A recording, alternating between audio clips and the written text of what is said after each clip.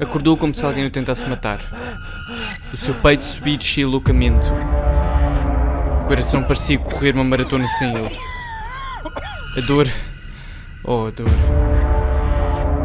Olhou em sua volta. Estava de olhos abertos, com a cabeça pousada na almofada, do lado da cama onde a sua mulher costumava dormir. Ainda deitado, do seu lado direito surgiam os primeiros raios de sol. A sua respiração parecia estar a voltar ao normal. Virou-se para o lado da cama onde ele todas as noites dormia e não encontrou ninguém. Estava completamente sozinho. Teria sonhado tudo? Esta questão não durou muito tempo. As dores que tinha no seu sonho tinham sido transplantadas para a realidade. Ainda lhe era difícil respirar. Parecia que não tinha espaço no seu peito para o ar. E parecia que as coisas estavam a ficar mais calmas. Entendeu que algo de muito estranho estava a acontecer. Foi esta sensação estranha que o fez agir. Puxando-se para trás com as mãos, tomando cuidado para segurar o mínimo possível e tentando respirar no meio disto tudo. Quando se encontrou sentado, forçadamente precisou de controlar a sua respiração. Teve a força suficiente para se puxar para fora da cama. Foi dando um passo atrás do outro. E ele sabia perfeitamente que alguém se tinha mexido. Ficou quieto, deixando de respirar mais uma vez. Não mexendo sequer um pelo no seu corpo, para apenas conseguir ouvir.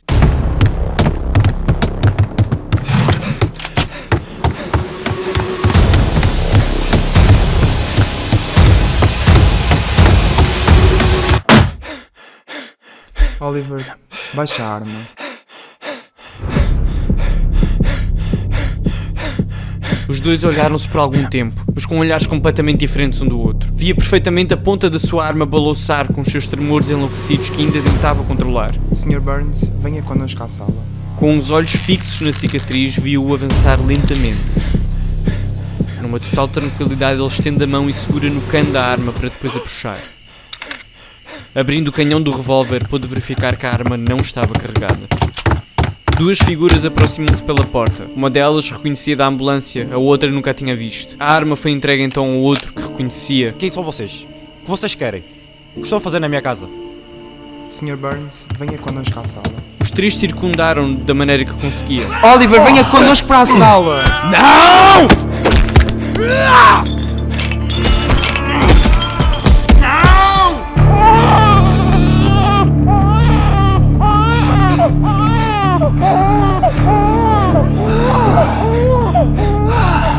Oliver foi baixando a guarda e eles fizeram o mesmo. Os seus olhos pareciam vidrados. Dentro da cabeça apenas ressoava aquele som. As suas pernas andavam sem que ele reparasse. Ao passar pelo corredor e chegando à sala, percebeu que algo estranho estava em cima do seu sofá. No meio do castanho do couro, uma mancha de azul apareceu. Dentro desta mancha, um pequeno ser revestido por mantas também azuis. O som vinha dali. O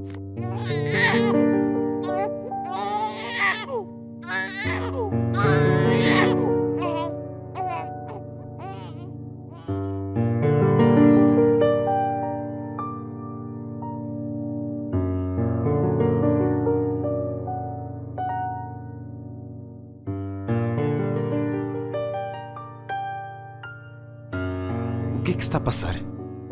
Imagino que tenha muitas perguntas. Não o censuro por isso. Há muita coisa que lhe temos de dizer. Você e a sua mulher entraram no HSU por volta das 9 horas da noite de ontem. Tinha começado a sentir contrações algumas horas antes. As águas rebentaram por volta das 19. Lembra-se disso? Certo? Foi isso que aconteceu. Pouco depois da sua mulher ter entrado, metade do hospital cai. Um terremoto fez com que centenas de pessoas tenham ficado presas em escombros, tal como você. Até onde se sabe está na casa das centenas de mortos, milhares de feridos. Quando soubemos o que estava a acontecer, fomos à procura da sua mulher. Procurámos por ela, quer que saiba disso, mas a sua mulher morreu. Este é o seu filho, e dela também. Mas não só. A sua mulher era uma mulher especial, muito especial. Podemos até dizer que era uma das mulheres mais importantes de todo o país. Há anos deram uma missão. Uma missão para a qual entrou hoje e que para sempre vai fazer parte da sua vida. Eu não espero que me entenda agora, que queira saber o que estou a falar, mas precisa de saber que aquela criança é a única coisa que nos pode salvar o futuro. O futuro é uma coisa muito obscura, Oliver. Muito obscura mesmo. O seu filho é a solução para trazer a luz para ele e nós estamos cá para o ajudar nisso. E acredite, vai precisar dela. Tenho pena que ela não tenha conhecido o papel importante que teve. Nem eu devo ter noção do quão importante ela é. Sabe quantas mulheres tinham este mesmo papel? 12. 12 outras mulheres. E todas elas morreram. Os bebés não nasceram. Mas a sua mulher, ela era especial. Foi a única que aceitou a solução X e eu mal posso esperar para lhe dizer o quanto isso é importante.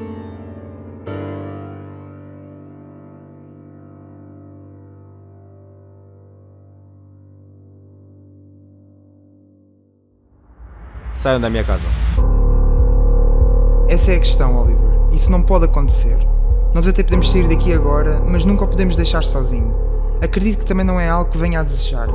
Acredito que conheça esse sentimento que tem agora. Já ouvi algumas vezes, mas preciso que pense fora disso, que perceba o que aqui está em risco. Você não tem a mínima ideia do que terá de lidar daqui para a frente. A missão que agora tem em mãos. Grande parte do que tem de fazer vai ser o que já está à espera, mas tudo o resto vai ter que ter muita ajuda. Já houve muita gente que a recusou. Nenhum deles está cá para contar como foi. Saiam da minha casa. Eu não o posso censurar por estar mal, mas não brinque comigo. Estamos a fazer-lhe um favor. Senão o quê? Como assim? Se eu não quiser fazer parte desta merda toda, fazem o quê? Você vai querer a nossa ajuda. Não foi isso que eu perguntei! Sabe que mais? Eu até posso dizer-lhe o que aconteceria. Comecemos por falar do que aconteceu há exatamente uma semana. Onde estava às 2 da manhã de segunda passada? Os seus olhos abriram-se muito, a sua boca ficou completamente seca e o seu coração parou de bater. Ficou a trabalhar até mais tarde, não foi? Foi essa mentira que contou à sua mulher.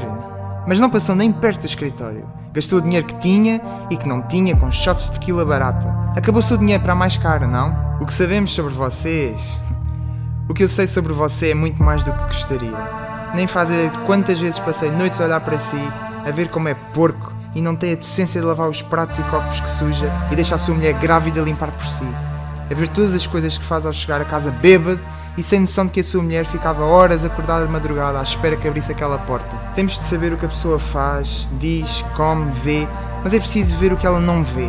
A sua mulher não via muita coisa. Ela não via as vezes inúmeras que ficou à sua espera, não vê o bafo podre que tem na sua boca e não viu quando das roupas que ela lavou estavam cheias de sangue. Por favor, saia daqui. Eu tive de ver uma família inteira sofrer porque um bêbado decidiu conduzir depois da 10ª dose e matou um filho. E eu não pude fazer nada. Tive de ver toda uma família em desespero de longe e sabe porquê? Sabe porquê que eu o fiz? Porque isto é mais importante. Eu escolhi a sua mulher para ser mãe dele, mas não o escolhi para ser o pai. Nunca o faria. Se fosse por mim, estaria na mesma vala que está a criança. Mas isto não é sobre mim, não é sobre si, é sobre ele. Se eu pudesse, daria esta criança a qualquer outra pessoa, porque você não o merece. Mas infelizmente, temos de fazer desta maneira. Ele é a sua chance. E caso não queira esta chance, é bom que saiba que Washington ainda tem pena de morte, especialmente para quem mata crianças. A partir de hoje vamos obrigá-lo a ser alguém, fico feliz por isso. E veremos-nos novamente em breve. Ficou calado, revendo na sua mente aqueles momentos referidos. Para além de sentir uma vergonha absurda, sentiu uma sensação abrasiva de sede, que o fez sentir ainda mais vergonha. A única coisa que pôde surgir a seguir foram pensamentos altamente violentos. Vontade de simplesmente acabar com a sua vida e com a vida daqueles três para poder fugir de tudo aquilo. Mas o pior é que não sabia como fazê-lo. Em silêncio viu as silhuetas desaparecerem da sua frente.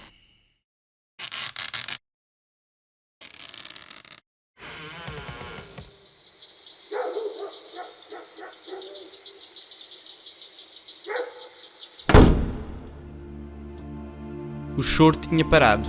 O corpo de Oliver ia na mesma direção. Apenas aqui e ali via o seu peito subir e descer com os seus batimentos. Se pudesse, fazia-os parar. Mas antes de tal poder acontecer, tinha de sanar a sua sede. Sentiu nojo, até naquela situação pensava sobre a sede que tinha. Sentia-se envergonhado, nojento e podre por dentro. Tinha vontade de acabar consigo naquele momento. Foi a essa conclusão que conseguiu chegar, sentado naquela sala de uma casa que já nem podia ver como sua, num corpo que não sentia ser seu, num mundo onde já não deveria pertencer. Uma voz diz do além. Ele pula de susto e olha tudo em sua volta, como se soubesse que alguém vigiava. A qualquer momento, alguém podia saltar de trás das sombras e levá-lo para outro mundo, mas as suas certezas ficaram bem mais pequenas quando viu aquela criança ensanguentada no meio da sala. Ajuda-me! O seu frágil corpo estava contorcido, a sua respiração cada vez mais fraquinha.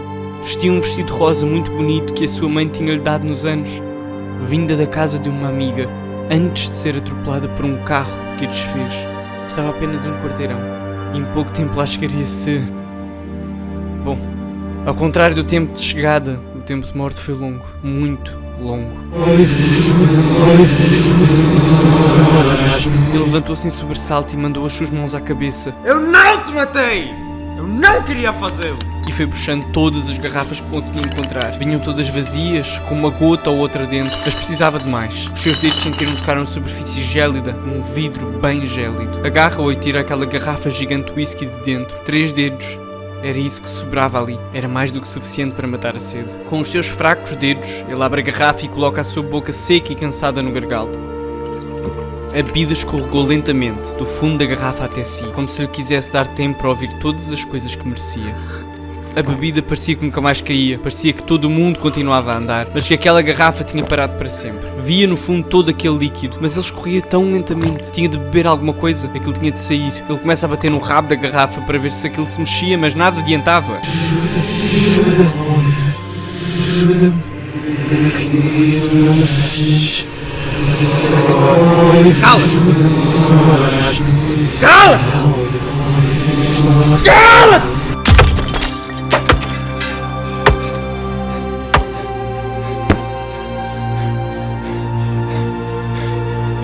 Os seus olhos mantiveram-se fechados, mas tinha noção de que na sua mão apenas estava uma sangrenta ponta de garrafa. No chão havia muito sangue, mas nem uma gota de uma criança que, até há pouco tempo, ali estava. Pedaços gigantes de vidro estavam espalhados pelo chão. Em algumas partes, a sua mão tinha-se tornado um pedaço de carne cortada e espetada por inúmeros vidros. Via-os brilharem dentro da sua pele. O sangue caía dele a uma velocidade que qualquer um acharia perturbadora, mas ele apenas conseguia ficar a olhar. Apenas tirou os olhos de lá ao voltar a ver aqueles pedaços grossos de vidro. Era isso?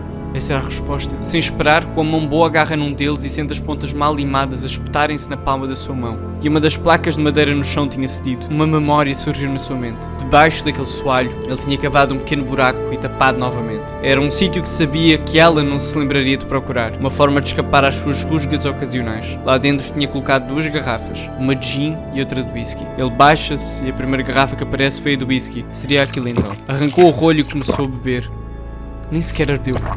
Olhou em sua volta, entendendo que nada daquilo era um pesadelo, era a sua realidade, aquela que seria a sua vida a partir daquele momento. Com o coração acelerado, pensou em ir ter com ele, ver a cara do seu filho pela primeira vez. As suas pernas tremiam absurdamente enquanto dava pequenos passos em direção a ele. Ao chegar perto, a vontade que tinha era de o deixar lá. Era a vontade de fingir que nada daquilo tinha acontecido. Sairia dali, para bem longe. Longe o suficiente para não conseguir ver a cara de sua mulher nas fotos espalhadas pelo corredor. Sentou-se no mesmo sofá onde estava a criança. Mas foi longe, na outra ponta. Arrastou-se para mais perto. A visão que antes estava longe agora estava mesmo ao seu lado, mas não tinha coragem suficiente para olhar para ele. E o pior é que a vontade de o fazer era gigante. Mesmo em frente aos seus olhos estava aquela maldita foto que deixava o seu coração partido em mais bocados do que conseguia contar.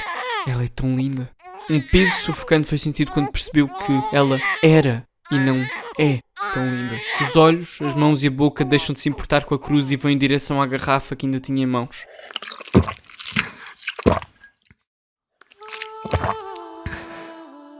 Agora era esperar que fizesse efeito, como outras tantas vezes já tinha esperado.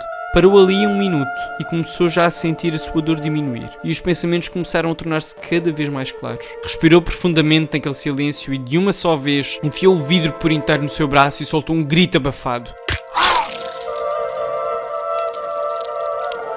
Focou-se novamente e continuou a puxar contra a sua pele. A dor era horrível, mas sentia-se livre de tudo o resto. Quando sentiu que tinha atravessado de um lado, percebeu que era mesmo aquilo.